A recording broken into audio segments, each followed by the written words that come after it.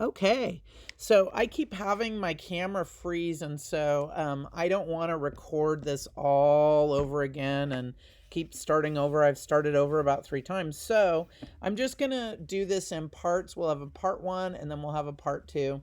So I have already made the cup part of, and the cup is just sitting and firming up a little bit in the air. And now I'm going to roll out the bottom of the cup, and the desk is really sticky. So I am going to roll once and lift, roll once and lift, roll once and lift, turn it, and I turn it and lift it so that I get a nice roundish shape. So I'm just turning and lifting, and I go until I have completely rolled it so it can't roll anymore. Okay, and there we go. That's as far as it can go. Now I'm going to try to get it up off the desk, and it's going okay so far. So now my job is to make the bottom of my cup. Okay, so I'm going to place my pattern piece down, and I'm going to go a little bit bigger than my pattern piece, just a little tiny bit bigger. So I'm going a little bit larger, and I'm going to take a picture of that so you can see in the slideshow I'm cutting a little bit larger than my circle. We're giving ourselves a little bit of leeway here. And I'm holding my pattern down. And then when I'm done, I set that aside. And I have, this is the bottom of my cup. Okay. Now, cups, this looks kind of messy, so I'm going to smooth it out. Use my slip cup a little bit and just give it a little smooth so it looks nice and smooth inside my cup.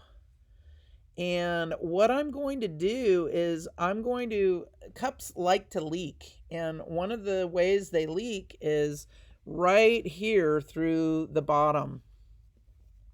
So what I'm going to do is I'm going to score really well this top, or actually it's the bottom of the cup. And I'm really going to score it nice and sturdily. And then I'm also going to score this. I want to score this part where it's going to connect. And I want to do it nice and neat. I don't want to go crazy and cut the bottom of the cup, right? I want to do it really neatly so that I'm not making an ugly cup. I don't want my cup to be ugly on the inside. Right? So I have a nice scored bottom, and I have a nice scored bottom. Now I'm going to take my finger and I'm going to put some slip right here, and I'm going to connect it. And I'm going to put a little bit of slip around the edge too, because I think it's going to make a better connection if there's a little bit more moisture. Then I'm going to go right here, and I'm going to gently pat. I'm not hitting it or beating on it. I'm going to gently pat the bottom of the cup on, and I'm going to smooth it. So I want to have a nice smooth edge. Right? I want it to look nice and smooth. So I'm just turning it so you can see, and I'm going to smooth the top on. And I gave it a little thud with the yardstick so that it would be a little bit of pat it down, right? So it makes a good connection. And then I'm just smoothing, smoothing,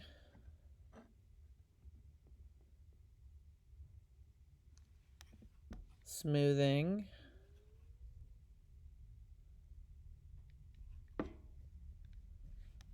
right? So I'm just going through, and you can really see that I'm just making a nice strong connection. I don't want to see a seam in my cup. I don't want to see a seam on the outside. I don't want to see, in a couple of seconds, we're going to smooth the inside too. Okay, so I don't see the spot where the bottom gets joined to the wall. And I also don't see the seam where the two parts of the wall are together, because I don't want to see that. I want to be able to put glaze, like draw pictures of reindeer or whatever I'm going to do, candy canes on the outside of the mug, right? Now I'm going to gently flip this over, okay? And when I flip it over, I see a big, gnarly, ugly seam on the inside. You can see that. And I don't want anybody to see that because that looks kind of messy. So I'm going to go through and I'm going to smooth, and see how I'm putting this hand on the outside so that I don't push the cup out of shape. So I'm using my left hand to brace it while my right hand smooths. Okay. I want the inside of my cup to be just as nice as the outside. Okay, and I want it to be like nice and smooth, and I don't want to see that ugly seam, because nobody, also, if you're making, like if you're putting a drink in here and you're gonna wash it, food or beverages will get stuck in that seam, and then your cup will start to kind of stink. So you want to really have smoothness on the inside so that it looks really good. And again, I'm just bracing it with Mr. Lefty while I smooth it with Mr. Righty. Okay? Always smoothing and pressing so that I don't press it out of shape. Okay? So this looks pretty good. Now, when you drink out of a cup, you don't want to hurt your lips. So I'm taking both my fingers and I'm getting them really wet, and I'm going to just smooth with my thumb and my index finger. I'm just going to come through and I'm going to smooth the rim. Okay, you don't want to have a rim where people cut their lips. So I'm just taking those two fingers, I'm getting them really wet so that they run really smoothly along the edge, right? And my slip cup kind of dribbled all over the desk, so I'm just using the desk dribble to to smooth it. So I'm smoothing the edge. You don't want anyone to hurt their lips on your cup. Okay, so that's kind of important when you're making things that people are going to use. You can't have sharp edges. You want to have nice smooth edges so people don't hurt themselves on your project. Then I'm going to come along here and I'm going to smooth this edge too. So I've got a nice smooth transition. It looks really good and smooth, and I don't have any rough spots where people are going to hurt their lips or hurt their hands picking it up. Okay, so it looks good, nice and smooth. I'm just going to take a little picture of me smoothing it with my wet fingers for the slideshow. Now, I have a lot of extra clay. Look at how much extra I have. So I want to make a handle for my cup. Now, handles are tricky. If you don't attach a handle properly, and if you don't slip and score it, I saw all of your pumpkins, and I noticed a lot of you didn't really attach your stems properly. If you do that with a cup, it can be dangerous because a drink can fall on the ground. So I want you to think about how you attach things. I'm going to set my cup aside for a minute. And let's say that I want to roll out a handle. So I'm going to take a long piece of clay. I've got a lot of clay, so I can make a nice, generous handle. So I'm going to make a snake shape, like a fat snake. And I'm going to roll and lift, kind of cleaning off my table where I'm rolling. I'm going to roll and lift, And I don't want it to be as thin as the sticks. I want it to be a little bit thicker. So I'm not going to go all the way to the thickness of the sticks. I think I'm at a good thickness right here. It's almost a stick and a half. And then I'm going to use the side of the stick as a ruler so that I can cut it. I want to cut a straight line. So I'm going to go like this with my knife. I've held it down, just like when you draw with a ruler, it's the same thing. Hold it down. And then I'm going to do the other side. And I probably want it to be like about that thick. So I'm going to double check to make sure that it's even. And I'm going to go like this. I'm holding it down. So I have a nice, even line, right? And then what I'm going to do is I'm going to trim this off. And I'm going to trim this off at the end because I want it to be nice and neat, a nice, neat rectangle. So I have this. And I want to make sure that I make a good connection when I hook it on. This looks a little sloppy in the back, so I'm going to smooth it. And you can wet your finger down if you need to smooth it a little bit. I also want to smooth the sides a little bit because I want it to look nice and neat. Okay, and then what I'm going to do is I want a really good connection. If you just stick a handle on like this and you hook it on with just this end, it's going to fall off. So I'm going to actually score right along here. And I'm going to score, I like to put the handle right where the crack was, where I joined the two pieces. So I'm going to score this part too. Right? Take a little quick picture, sorry about that. And then I'm going to add a little bit of slip to that and a little bit of slip to the cup. And then I'm going to go like this and I'm really going to attach it really strongly. Okay, so see how it's overlapping? It's actually attached to the outside of the cup. And then I'm going to come down here and I'm going to, this is a little bit long, so I'm going to trim it. I don't want a super huge handle. So I'm going to come down here and I'm going to do the same thing on the bottom. I'm really going to attach it with nice and sturdy. So it makes a nice sturdy handle. So I'm going to score it down here. Sorry, I'm having some technical difficulties. So I'm going to score it down here at the bottom.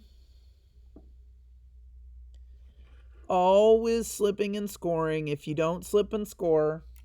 Also, the other thing too is you have to work on this all at the same time. You can't like make the cup and then decide to make the handle the next day. I think that's what happened with a lot of the pumpkin stems, is that you stopped and picked it up later.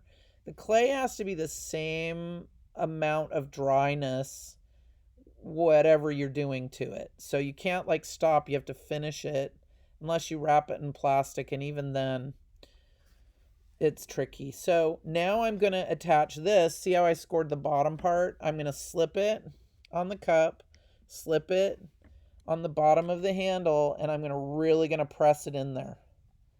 Okay, so it makes a nice, good connection. So I have a nice handle.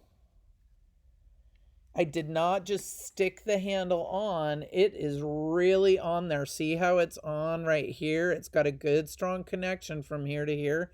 And then at the bottom, it doesn't just stick into the clay. I've got this overlapping. See this part overlapping onto the clay? So it's not going to fall off. Okay. Now, my cup's looking pretty good. Sometimes if your handle gets a little heavy, it can sag a little bit when it's drying. So at home, I have little pieces of foam that if stuff's going to sag, I brace it. You know, you can kind of let it dry. You can brace this, put this right here to kind of let it brace. And then you're going to make sure that you put your name on the bottom, right? Because if you don't sign your work, no one knows it's yours. Now you have a lot of extra clay. There are a couple of options that you can do. You can make another one. You probably have enough clay to make 2 cups. You could also adjust the pattern and try to make a smaller cup if you wanted to, like a shorter one. You could make a lid for your cup, right? A lid with a flange. So if I wanted to roll out a lid for my cup, let's pretend that I rolled it out really neatly. You can put a little coil inside. You could roll out, this is called a flange. You could roll out a little coil inside so that it fits inside the cup, right? And so you're putting this on the lid, right? And you're slipping and scoring it on, and then you're going to make a lid that fits on top of the cup. And you could put a little handle on the top if you wanted to. You can be as creative as you want. You kind of do have a bit of extra clay. So you could also make, if you wanted to make a pinch pot, you could make a couple of pinch pots. Okay, I really gave you enough clay just so that you would have enough to roll out that big long slab, because it's really tricky to do. If you want to make a pinch pot, or you want to try making another rattle, maybe you want to make a rattle that looks like a jingle bell, or you want to make a reindeer rattle, or you want to make a couple of pinch pots for your friends. All right, so I'm totally fine with you using up the extra clay. I would rather have you use it than waste it. Okay, the main thing we're making though is this cup. All right, because part of my present to you, my holiday present to you, is that I'm buying you the clay, and I'm also going to buy you a little packet of hot chocolate so you can try out your cup when you're done and see if it works. Okay, so I hope you learned how to make a cup. Whatever you want to make with the extra clay, you are welcome to do.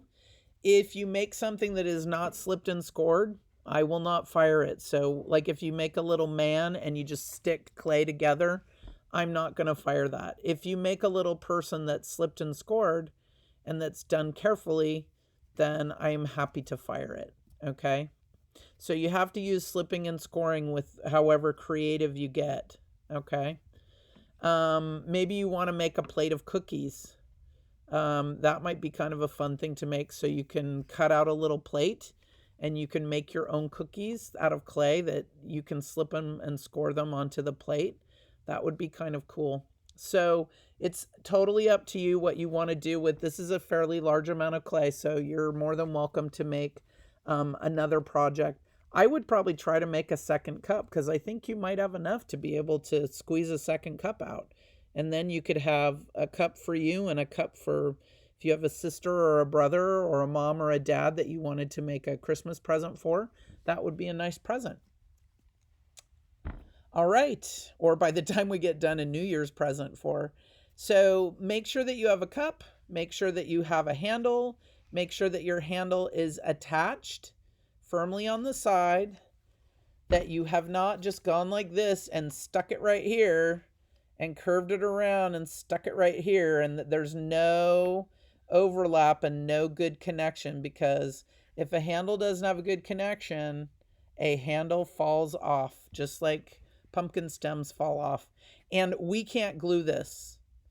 A cup needs to have a handle fired with it that works really well. You cannot glue handles. Glued handles fall off almost 99.9% of the time. So do your best, and good luck to you. I hope you enjoy doing this slab project. All right. Talk to you later.